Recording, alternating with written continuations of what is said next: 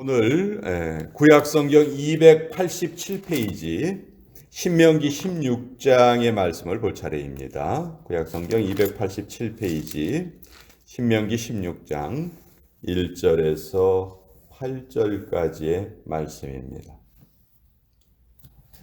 구약성경 287페이지 신명기 16장 1절로 8절까지의 말씀. 자, 찾으셨으면 우리 1절부터 8절까지 같이 읽어가도록 하겠습니다. 시작.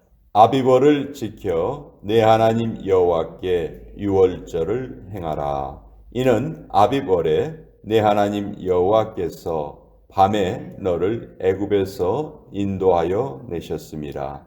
여호와께서 자기의 이름을 두시려고 택하신 곳에서 소와 양으로 내 하나님 여호와께 유월절 제사를 드리되 유교병을 그것과 함께 먹지 말고 이래 동안은 무교병 곧 고난의 떡을 그것과 함께 먹으라. 이는 내가 애굽 땅에서 급히 나왔음이니 이같이 행하여 내 평생에 항상 내가 애굽 땅에서 나온 날을 기억할 것이니라.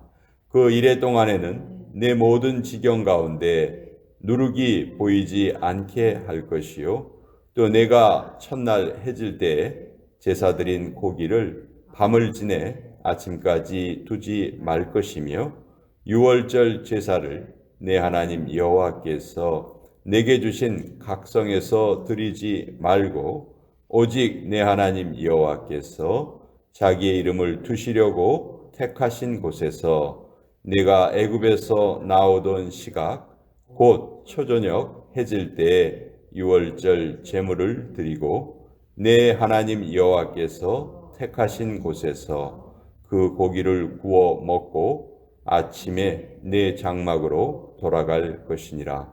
너는 엿새 동안은 무교병을 먹고 일곱째 날에 내 하나님 여호와 앞에 성회로 모이고 일하지 말지니라. 하나님의 말씀입니다. 아멘. 자, 오늘 이 신명기 16장에는 이스라엘의 3대 절기에 대한 설명이 기록되어 있습니다. 이미 이 규례는 출애굽기에도 기록이 되어 있어요. 근데 출애굽기는 누구를 대상으로 모세가 썼냐 하면 광야 1세대들을 위해서 썼습니다. 즉 애굽에서 탈출해서 시내산에서 율법을 받고 또 홍해를 건넌 그 기적을 다 기억하고 있는 그런 젊은 세대들이죠. 당시 광야 1세대. 근데 이 신명기는 지금 광야 2세대들을 위해서 쓰는 책이거든요.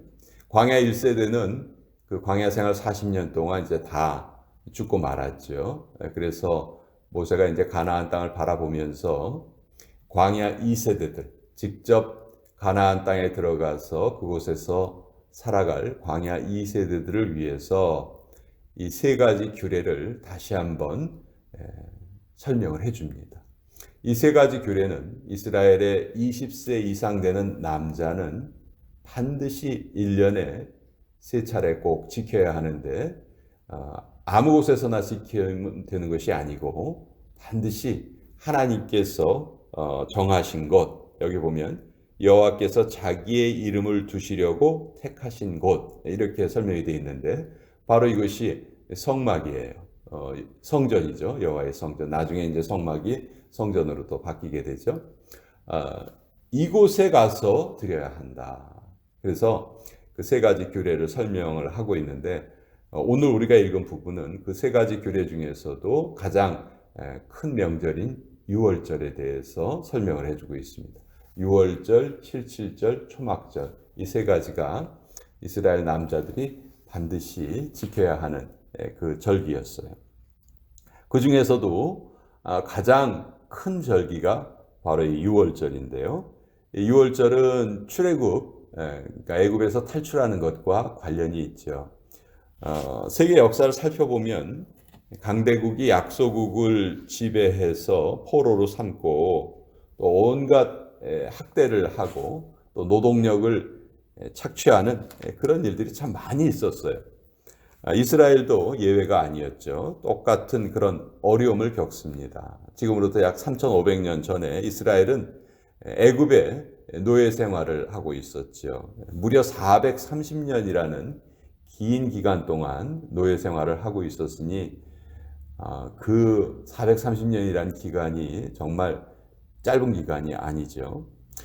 하나님은 이들을 이제 해방시키시기 위해서 모세를 택하셔서 이스라엘 백성들을 이제 가나안 땅으로 옮겨가게 하십니다. 근데 애굽 왕 바로가 이것을 바로 허락할 리가 없지요. 그래서 애굽에 하나님께서 10가지 재앙을 내리세요. 그 재앙을 통해서 하나님이 자기 모습을, 자기의 능력을 계시해 주시고 애굽 왕 바로가 이스라엘 백성들을 해방시킬 수 있게 그렇게 이제 재앙을 내리시는데 9번째 재앙이 일어났을 때까지도 바로는 꼼짝을 하지 않습니다.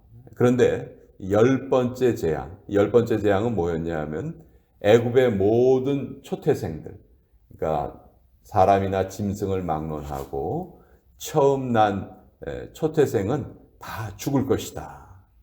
그래서 애굽의 왕자도 예외가 없었어요. 바로의 첫 아들들도 이 10번째 재앙에서 죽고 뭐 짐승의 첫 새끼도 다 죽고 결국 이 10번째 재앙을 겪고 나서는 바로가 항복을 하고 이스라엘 백성들을 해방시키게 됐죠. 그래서 이제 이스라엘 백성들이 다 함께 모세와 함께 이스라엘 백성 애굽을 나와서 이제 광야 생활을 하고 가나안 땅에 들어가는 그런 스토리가 성경에 적혀 있습니다. 근데 그 10번째 재앙, 애굽의 모든 초태생이 죽는 재앙에서 이스라엘 백성들은 제외가 되었습니다. 면제가 되었습니다. 어떻게 면제됐는지 여러분 너무도 잘 아시죠? 자, 6월절 출애굽이 있었던 날이 1월 14일이에요. 하나님께서 그 출애굽의 사건이 있었던 달을 아예 그 해의 첫 달로 삼아라 이렇게 명령까지 해주셨어요. 그래서 1월 14일 날 밤에 애굽에서 탈출하는 일이 벌어지는데 그 전에 이미 1월 10일 날 하나님께서 이스라엘 자손들에게는 어떤 명령을 내리시냐 하면 1년 된 순양을 준비해라. 1년 된 순양을 준비해서 14일까지 보존을 하고 있다가 14일 날 저녁에 그 양을 죽입니다. 그 양을 죽여서 그 양의 피를 문에 바르게 되죠. 설주와 인방. 설주는 옆에 세우는 그 두 개의 기둥이고 인방은 그 위에 있는 그 기둥이죠. 거기에 어린 양의 피를 발라라. 그러면 하나님의 명을 실천하는 죄송합니다. 죽음의 사자가 그 피를 보고 그 집을 넘어갈 것이다. 유월, pass over 할 것이다. 그래서 죽음을 면할 것이다. 그래서 이스라엘 백성들은 전부 다 그 하나님의 명령을 좇아서 그 어린 양을 죽이고 피를 바릅니다. 그래서 그 비극의 밤에, 전무후무한 비극의 밤에 이스라엘 백성들은 초태생이 죽임을 당하지 않고 그 재앙에서 면제받을 수 있었죠. 그래서 하나님께서 우리를 이렇게 보호하시고 우리를 구출해 주셨다 하는 것을 기념하기 위해서 하나님께서는 매년 6월절을 지켜라 그렇게 말씀을 하셨는데 이 6월절의 특징 중에 하나가 아까 출애굽 사건이 하룻밤 만에 일어난 사건이라고 말씀드렸죠. 여러분 430년 동안 노예 생활을 하다가 하룻밤에 탈출을 할 때 얼마나 급합니까? 그렇죠? 그래서 하나님께서 그날 밤에는 떡을 만들어 먹을 때 무교병을 만들어 먹어라. 왜? 누룩을 넣어서 떡을 만들면 누룩이 부풀 때까지 시간이 걸리잖아요. 그러니까 그럴 시간이 없다. 누룩 없이 떡을 만들어서 먹고 왜냐하면 반드시 음식을 먹어야 애굽에서 걸어서 나올 수가 있잖아요. 그래서 그렇게 명령을 하시고 그것을 먹을 때 서서 먹어라. 그리고 쓴 나물과 함께 먹어라. 그 430년 동안의 그 애굽 생활이 얼마나 고난의 시간이었는지를 기억하면서 쓴 나물과 함께 먹어라. 그렇게 명령을 하셨어요. 그리고 이제 해마다 이 유월절에 절기를 지켜라. 이렇게 말씀을 하셨죠. 근데 우리가 성경을 읽다 보면 무교절이라는 용어도 나와요. 유월절과 무교절에 대해서 날짜가 참 혼동이 되기가 쉽습니다. 유월절은요, 하루예요. 하루. 근데 무교절이 7일이에요. 그러니까 우리가 유월절이라고 말할 때 우리도 한국도 그렇죠. 설날이 중간에 있어요. 그 전날도 휴일이고 그 훗날도 휴일이에요. 그래서 3일을 쉬죠. 그러면 정확하게 설날은 가운데 날이에요. 근데 우리가 보통 부를 때 그 앞날과 뒷날도 함께 그 설날 명절에 뭐 이렇게 부르죠. 그래도 다 알아듣는단 말이에요. 그래서 이 유월절도 무교절과 합쳐져 있는데 유월절 하루 플러스 무교절 7일. 근데 이 무교절의 7일에 유월절의 하루가 포함이 되느냐 안 되느냐 가지고 참 논란이 많은데 포함이 됩니다. 그러니까 첫날은 1월 14일은 유월절이면서 무교절이에요. 그래서 이 7일의 기간을 명절로 지키는 기간이 유월절이다. 그러니까 정확하게 말하면 유월절 하루 그리고 그날이 포함된 무교절 7일. 그래서 총 7일을 지키는데 우리가 무교절을 따로 구별하지 않고 그냥 유월절이다. 이렇게 통칭해서 부르는 거예요. 그래서 이 7일의 기간 동안에는 무교라는 말이 누룩이 들어가 있지 않다. 그런 뜻이거든요. 누룩이 없는 떡을 먹는 거죠. 그러면서 하나님의 은혜를 다시 한번 되새기는 그런 기간이 이 유월절이다. 특별히 1월 14일 날 해질 때 그 양을 잡는다고 하는데 여러분 예수님이 언제 돌아가셨죠? 유월절 하루 전날 안식일 하루 전날에 돌아가셨죠. 안식일 하루 전날에 돌아가셨는데 그 돌아가신 시간이 언제예요? 오후 3시죠. 오후 3시. 그 양을 잡는 해질 때라는 표현이 유대인들에게 오후 3시서부터 6시까지가 그 해질 때거든요. 그래서 이 예수님이 돌아가신 시간도 보면은 이 유월절의 이 예식과 너무 관련이 있는 거예요. 그래서 이 유월절 명절이 왜 그렇게 중요하냐? 바로 예수님께서 우리 죄를 대신 지시고 우리의 모든 죄를 대속하시기 위해서 죽임을 당하신 그 십자가의 죽음과 이 유월절이 너무 밀접하게 연관이 되어 있는 것이죠.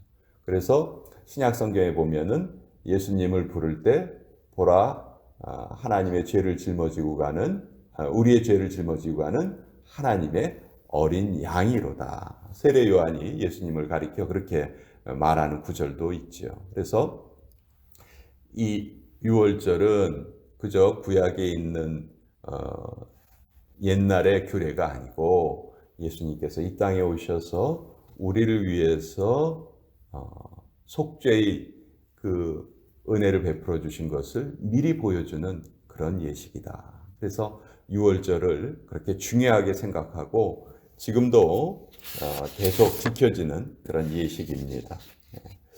그래서 이 유월절 의식을 통해서 우리는 다시 한번 오늘도 내가 왜 하나님 앞에 이렇게 예배드릴 수 있는가? 예수님을 통해서 우리의 모든 죄가 용서받았다는 그 확신을 가지고 우리 이 자리에 나와 있는 것이죠. 그래서 우리 믿음의 가장 핵심적인 그런 진리의 말씀이다 하는 거 오늘 같이 한번 더 나누어 보았습니다.